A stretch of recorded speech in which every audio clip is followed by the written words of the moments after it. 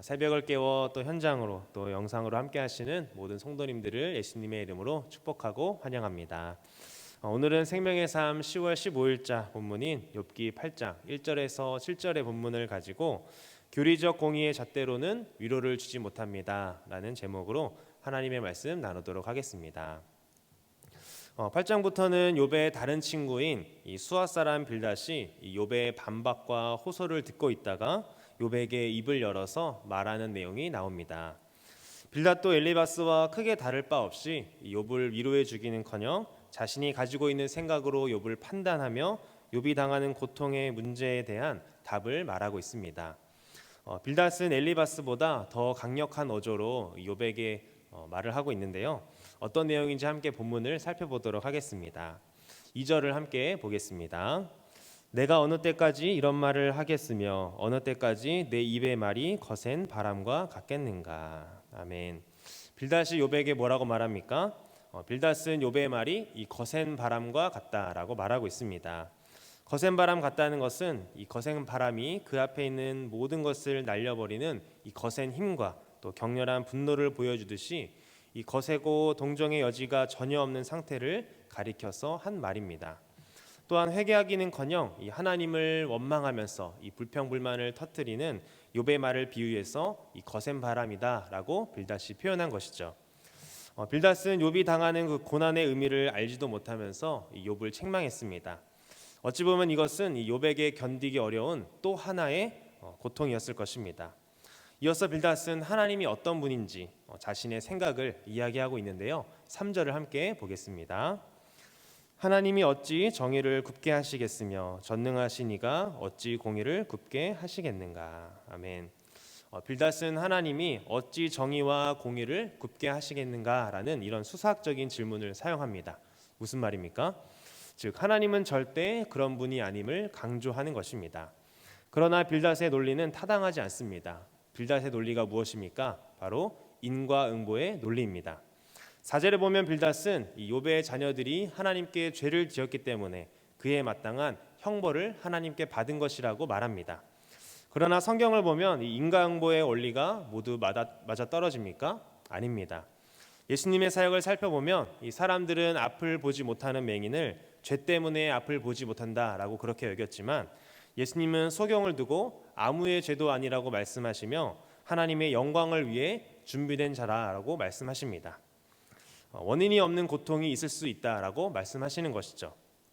또한 신라원 망대가 무너져 죽은 사람들의 경우도 마찬가지입니다. 모든 사람에게 까닭 없이 이러한 죽음이 닥칠 수 있다는 것을 성경이 우리에게 말해주고 있는 것이죠. 이처럼 하나님의 자녀인 우리에게도 또 의로운 사람에게도 고난을 당할 수 있다는 것을 인정하고 우리가 이유 없는 그 고통을 당할 때에는 믿음과 인내로 담대히 이겨나가야 할 것입니다. 야고보서 1장 2절에서 4절은 우리에게 뭐라고 말하고 있습니까? 내 형제들아 너희가 여러 가지 시험을 당하거든 온전히 기쁘게 여기라. 이는 너희 믿음의 시련이 인내를 만들어내는 줄 너희가 알미라. 인내를 온전히 이루라. 이는 너희로 온전하고 구비하여 조금도 부족함이 없게 하려 함이라. 아멘. 이 빌닷의 생각에는 이 하나님의 공의가 인간의 범죄에 대해 거의 자동적으로 작동하는 것으로 생각을 했습니다. 그래서 욥의 자녀들이 죽은 것도 죄를 지었기 때문에 그 죄의 결과로 자녀들이 죽었다고 말한 것이죠.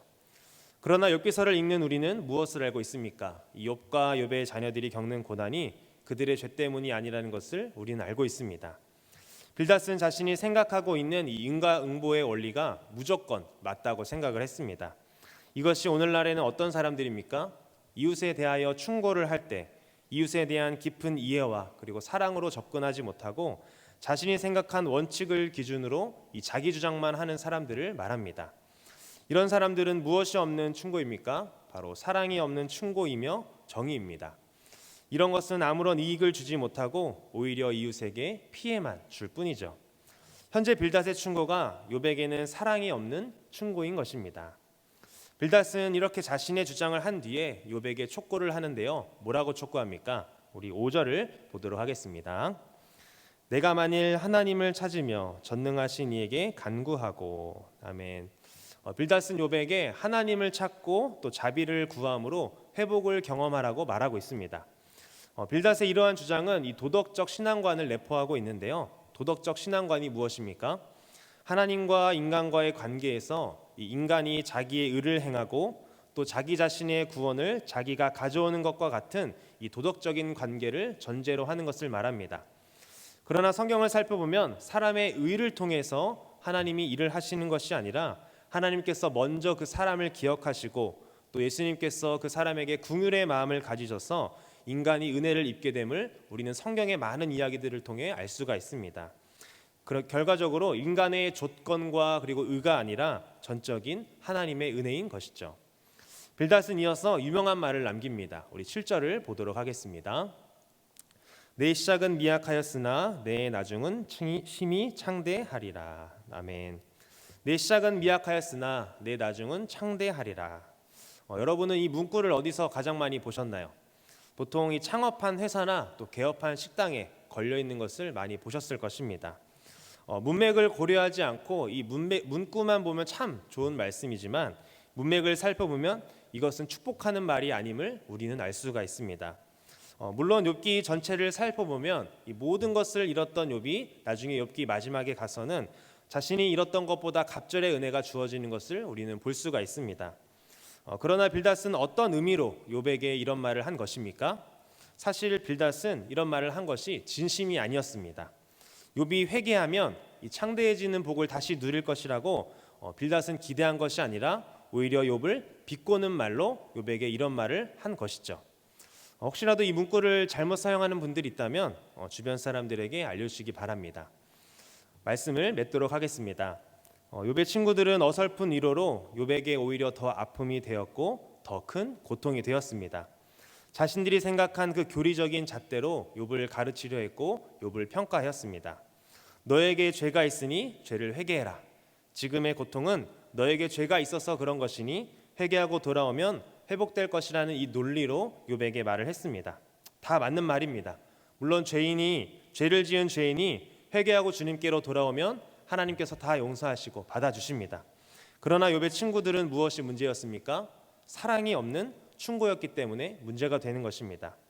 하루아침에 10명의 자식을 잃은 아버지, 또 그리고 온몸에 피부병이 나서 그 피부를 벽돌로 긁어야만 그 간지러움을 해소하는 한 남자, 가지고 있는 재산을 하루아침에 다 잃어버린 그 사업가에게 무슨 말이 필요하겠습니까? 이런 일이 왜 일어났는지 알려주는 그런 지식의 말도 필요가 없는 것입니다. 욥에게 필요한 것은 무엇이었습니까? 그 아픈 마음을 함께 나누고 같이 울어줄 사람이 필요했던 것입니다. 로마서 12장 15절에는 뭐라고 기록되어 있습니까? 즐거워하는 자들과 함께 즐거워하고 우는 자들과 함께 울라. 우리는 이웃에게 어떤 존재가 되어야 할까요? 알 수 없는 고통에 빠진 이웃에게 다가가 우리가 가진 잣대와 논리로 그들을 설득하려고 하거나 너에게 이 상황이 왜 일어났는지 설명해 주기보다 그들과 함께 마음을 나누고 그저 옆에서 함께 울어주며 이웃이 겪는 그 슬픔의 깊이와 또 넓이와 높이를 헤아려 주어야 할 것입니다. 간절히 바라기는 이 어설픈 설득의 위로가 아니라 사랑이 가득한 눈물로 이웃들을 위로하는 우리 광영교회와 우리 광영교회 모든 성도님들 되시기를 예수님의 이름으로 축복합니다. 기도하겠습니다.